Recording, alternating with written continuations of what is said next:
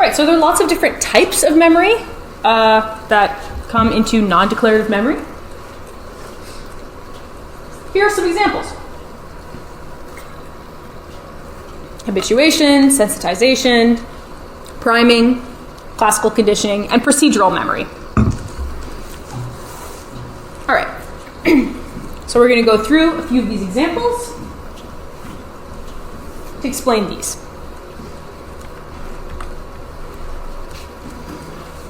Okay, so habituation is when there's a decreased response with experience, and sensitization is kind of the opposite of that. It's an increased response with experience. Okay. So if you take a worm, still an animal,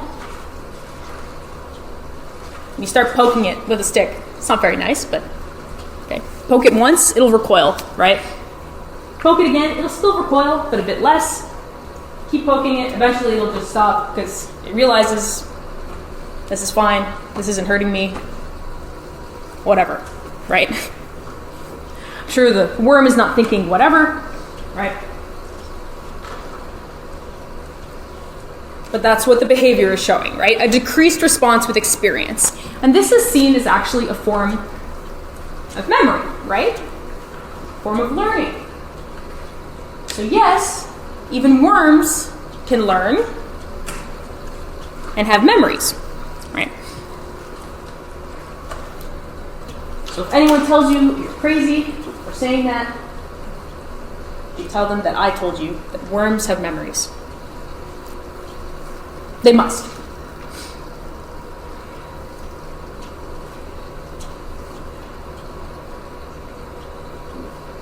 They're learning. If they have mental representations, well, that's a whole other question. But we do see this decreased response with experience. In lots of different species, we see both these things, habituation or sensitization. Maybe a stimulus that doesn't seem harmful at first, but then actually is harmful, might give you an increased response with experience. You become sensitized to a response. An example of habituation in your textbook. So here with some stickleback fish, basically what they had was they had this tank with a fish that lives in this aquarium, the resident, and then they have two locations where they can allow intruders to enter into the tank.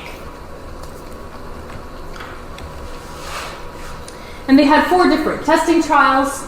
So they have the same intruder fish coming through the same location, or the same intruder fish coming from a different location,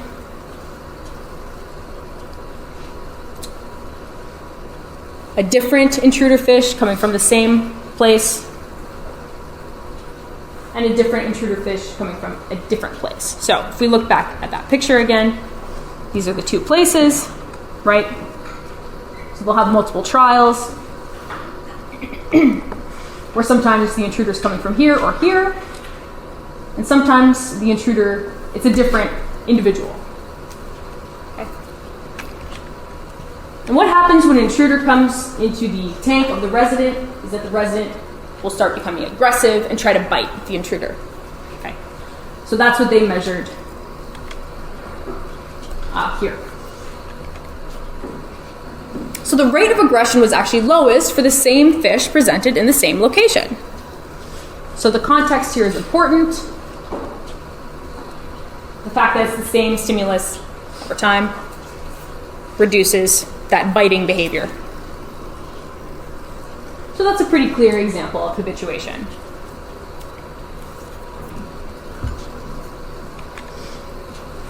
Okay.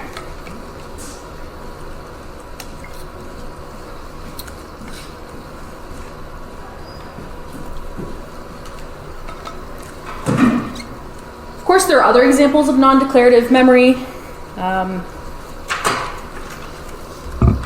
So something you don't know that you know.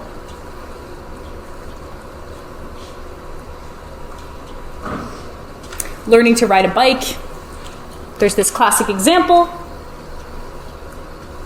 When you make a right turn, you don't actually, if you ask people, how do you turn your bike on a right turn? When you turn a bike and you're biking, you don't actually just move the steering wheel right. If you did that, you fall over, right? But people say, oh, you just turn your steering wheel right?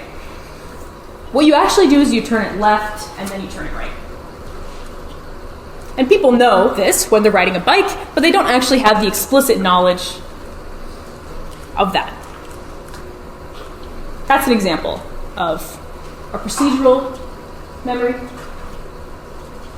that is non-declarative. Okay, but declarative memory. So memory that can be explicitly recalled and happens with awareness. Okay? So we can break that down further into semantic memory and episodic memory. And again, we're using these taxonomies that we use with humans because there's more work done there, right? Okay, so semantic memory, knowledge of the world, knowing someone's birthday, knowing facts. Episodic memory is memory for past experiences. An episode. Something that happened.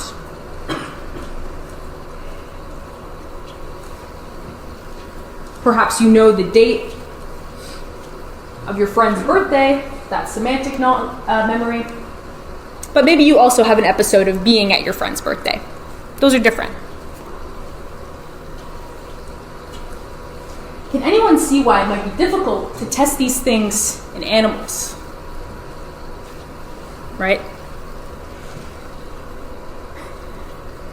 I don't know how you test semantic memory.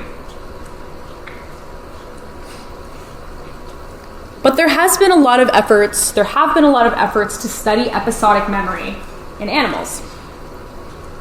So, do animals have episodes for the past? Do they remember things that happened to them? Does your cat remember going to the vet? The actual experience of it, right?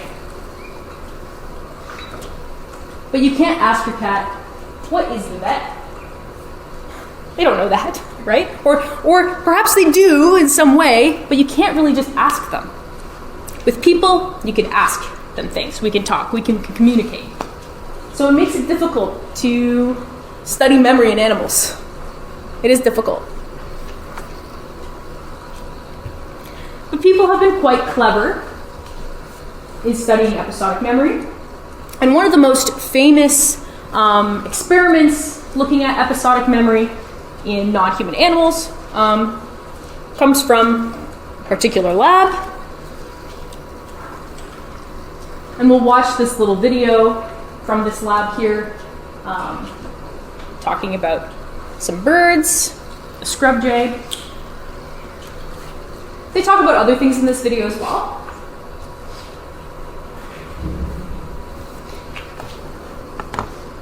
But we'll discuss that after. Okay, let's watch this.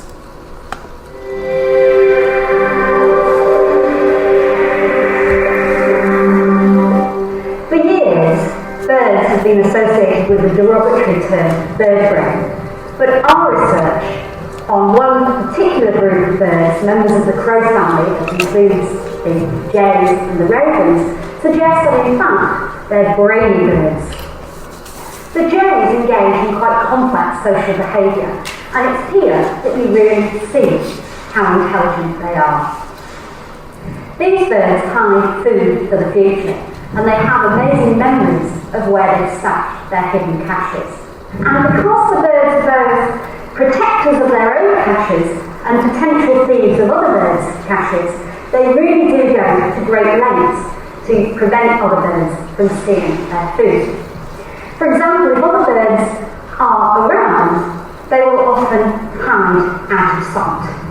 Our latest research suggests that they don't only use visual cues, but also auditory ones. If other birds are nearby and can hear them but cannot see them, then in fact they're as quiet as a mouse. What we do is to allow the birds to catch, and we give them one of their favourite foods, these little canines, which they can eat and also hide. And we give them the choice of two trays. There's one that looks like this that contains this jungly drowning gravel that makes quite a lot of noise. And then they get a quiet tray, one that's full of a substrate that doesn't make much noise. If they catch when another bird can hear them but can't see them, then indeed they catch in these quiet trays. We now know that these birds are very smart. It's not just their social skills. For example, we know that members of the crow family can make and use tools. We also know they can think about the past and plan for the future. And these are all abilities that were thought to be unique to human beings. What this research shows is that complex cognition is not restricted to the province of the primates, that members of the crow family have these abilities too. This suggests that intelligence in the crows and in the apes must have evolved independently because they shared a common ancestor way back when, about 300 million years ago.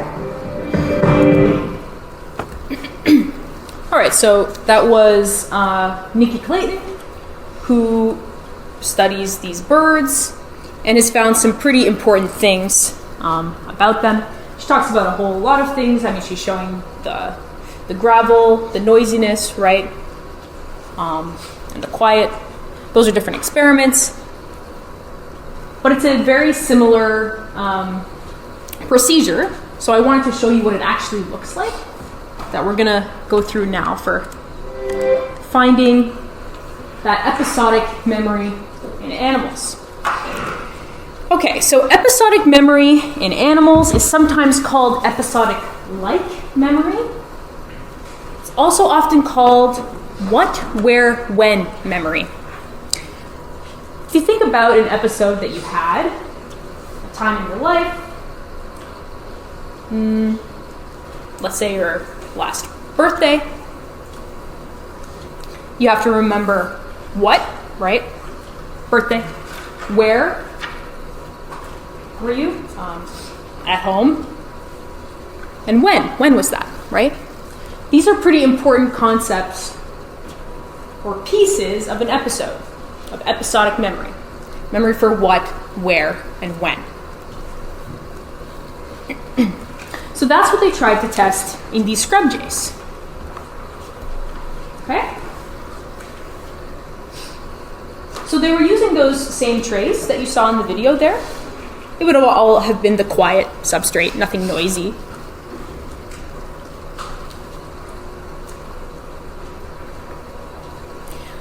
But the important thing here about this task is that they had worms, they were given worms, or they were given peanuts. Scrub jays love worms. Delicious, compared to peanuts. The thing about a worm, though, is that it decays over time. It goes bad. The peanut does not. It lasts much longer, has a longer shelf life than a worm. So that's important. That's the concept of the when in this task. Okay, so if you compare these two, so you allow the birds to cache peanuts or the worms, okay? So they're given peanuts and worms. They have different times when they can cache those things. But if you wait 120 hours, the birds will recover the peanuts before the worms.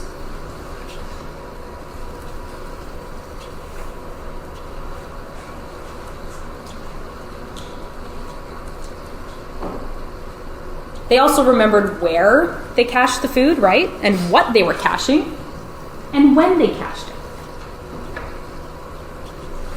So this was shown as evidence that these animals have what, where, when memory. They have episodic-like memory.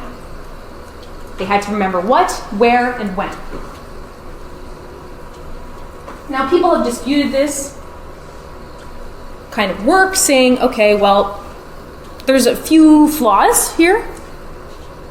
One, episodic memory in humans isn't really strictly a what, where, when memory, right? Things get kind of blended, they get blurry.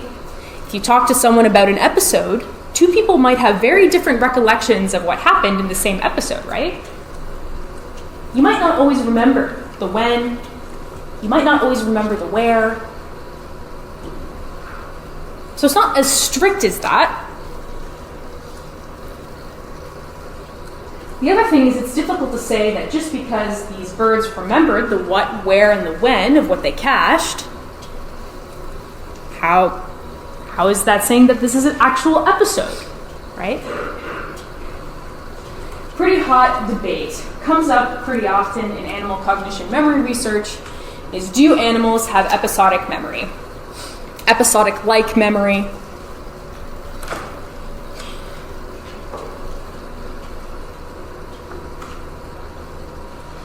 Ongoing debate.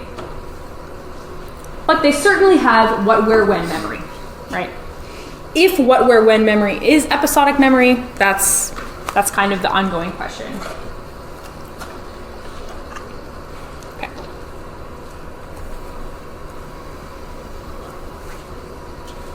I mentioned this before, but an important point to remember is that there's a theory here of multiple memory systems in the brain. And these different memory systems evolved to solve different kinds of problems, but they are also located in different parts of the brain, right? So here's some examples here. The striatum, important for procedural memory.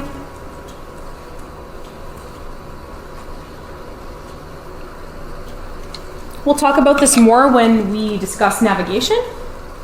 But an example of the striatum working, in humans at least, is when you are traveling somewhere, okay? Let's say you're home and you are driving to campus. You might just have a memorized route or where to go. Sometimes maybe you're driving and you're trying to go somewhere, but you're not really paying complete attention. And then you end up taking a right turn where you always take a right turn. You shouldn't have done that. That's your striatum kicking in. It's just going along with the procedure. Whereas your hippocampus actually allows you to navigate more actively. It's more of a cognitive map. It's a nice comparison. The striatum and hippocampus are often compared for navigation. I, for example, seem to not have a hippocampus. I do, but when I'm trying to navigate, I do not have a cognitive map.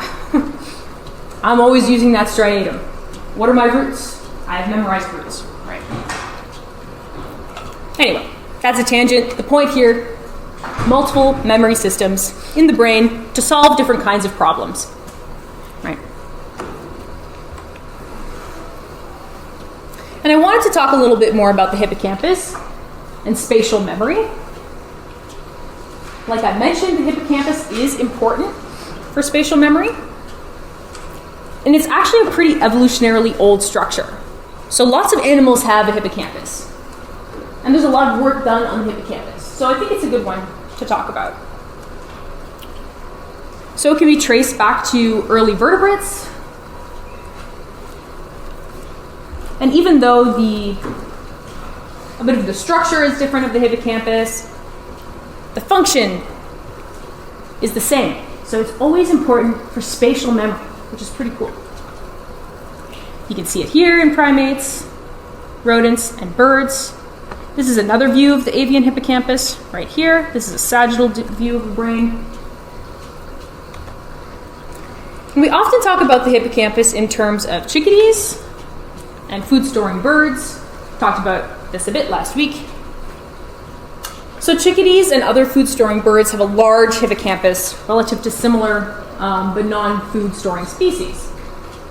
So if you take a look, the hippocampus in the food-storing birds here, this is the hippocampus here, okay? You can see it again here.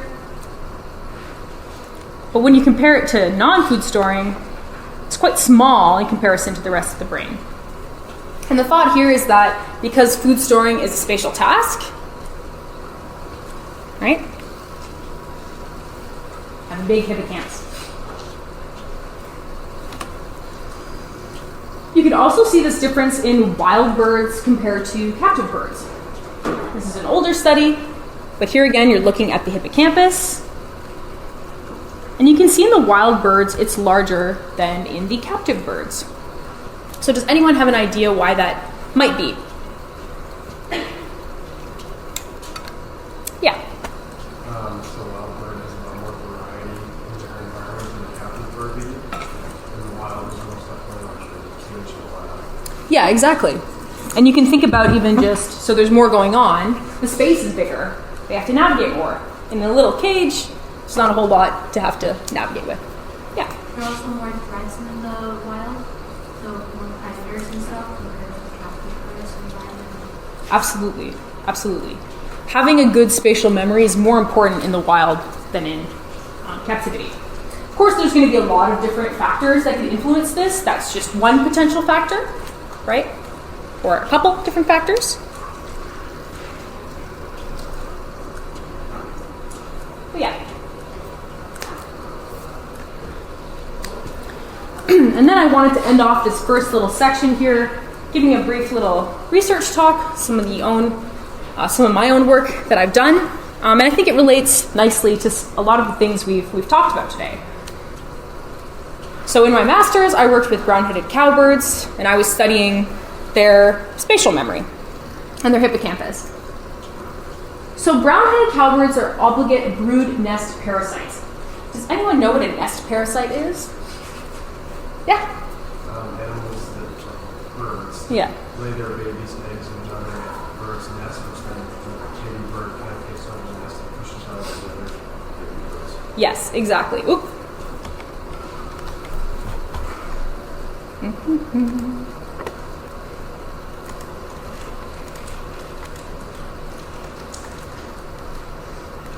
There you go.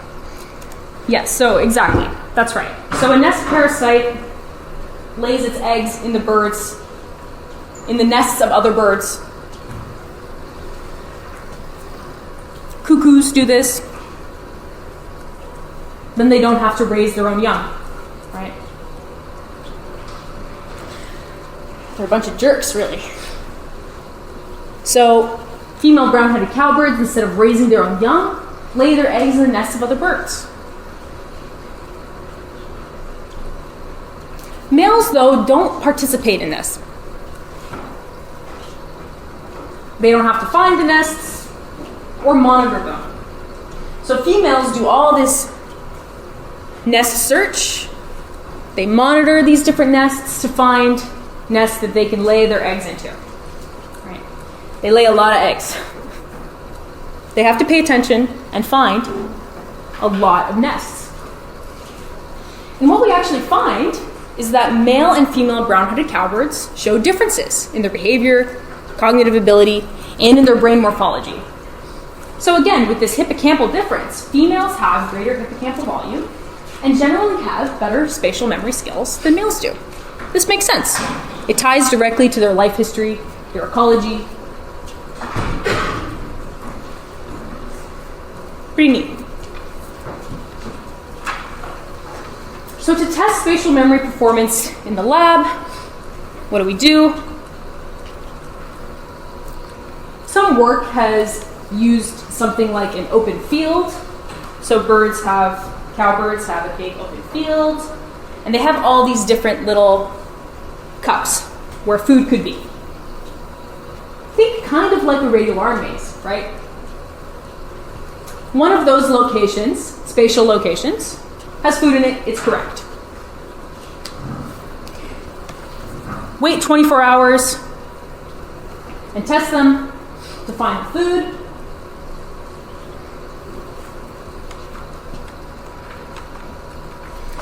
And what we find is that female cowbirds perform better than male cowbirds on these kinds of tasks. So in an open field spatial search task, they make fewer errors and they take more direct paths to the correct location. So they go more directly to where the food was 24 hours ago. Whereas the males, they take a more circular path, look around a bit more, make more errors. They search more of the wrong locations.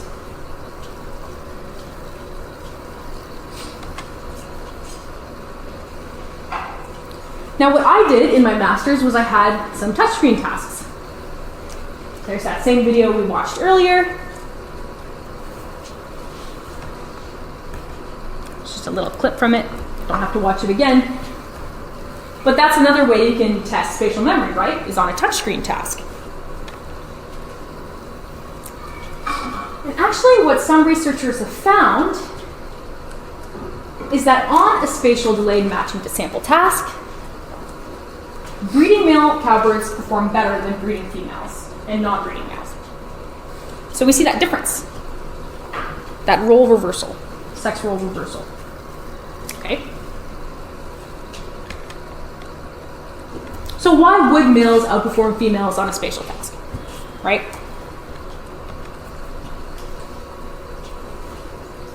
And the point that I wanted to make, so from that research, it may actually have more to do with the task and its ecological relevance than the difference in ecological roles between sexes, right? We can't really dispute the fact that searching for nests is a spatial task and that females do it and males don't. Can't dispute that. So even though we find this difference, maybe it has more to do with the task, right? Touchscreen task. And when you compare touchscreen tasks to open field tasks, they're pretty different. They're measuring different things, right? For example, the retention intervals in a touchscreen task are short. You do multiple trials very quickly. But on the open field task, you can't really do that as much, right? The retention interval is quite long. It's 24 hours. The movement in a touchscreen task is very low. Really just moving the position of your head, right? Not moving around in an environment. The open field task requires movement in an environment. And the types of spatial cues are also different. In a touchscreen task, they're more egocentric, and in an open field task, they're allocentric. So what does that mean? On a touchscreen task, the spatial task the bird is doing, it's likely they're processing the information on the screen in reference to themselves. Egocentric. In an open field task, though, it's more likely that the cues are being processed in reference to each other, not in reference to the self necessarily. So really an open field spatial search task is a much more spatial task that's similar to what's happening in nature than a touchscreen task is. Okay. So in the task that I did in my master's, I trained cowbirds to identify a spatial or color target.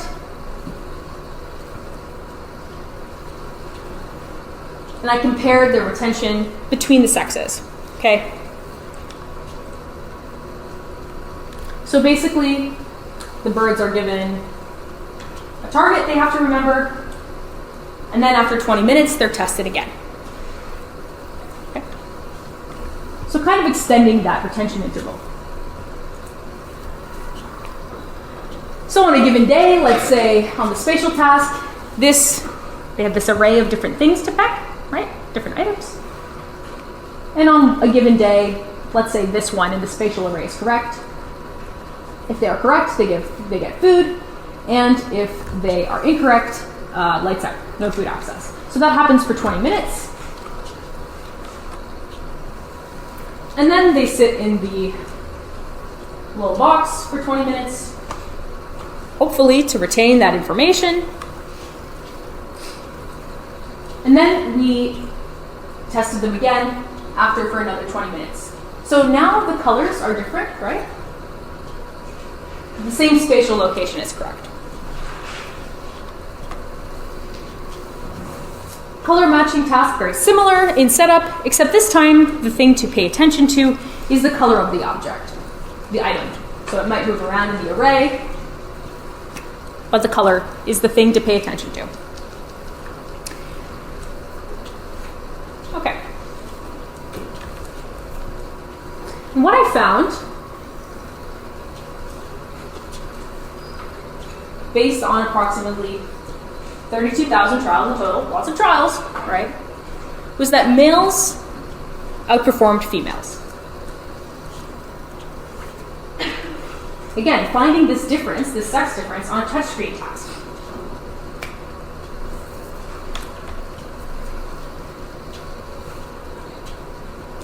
And the point I really wanted to make here is that the type of task used is important. So this task with the touchscreen, it's likely not employing the same kind of memory that's used during post-nest search. There's some future directions there that could happen. But the point I want you guys to think about is when you're reading about tasks that are done on birds or animals, non-human animals, think about what is the task actually measuring? How ecologically valid is it? Right? And just keep that in mind when you're reading about this stuff. It's pretty important. So I don't actually know why males are outperforming females. Don't know. Lots of theories, potentially. But the task we use is important. We're not always measuring necessarily what we think we might be measuring. All right, so we're going to take a 15-minute break here. We'll start back again in 15 minutes. All right, get to associative processes.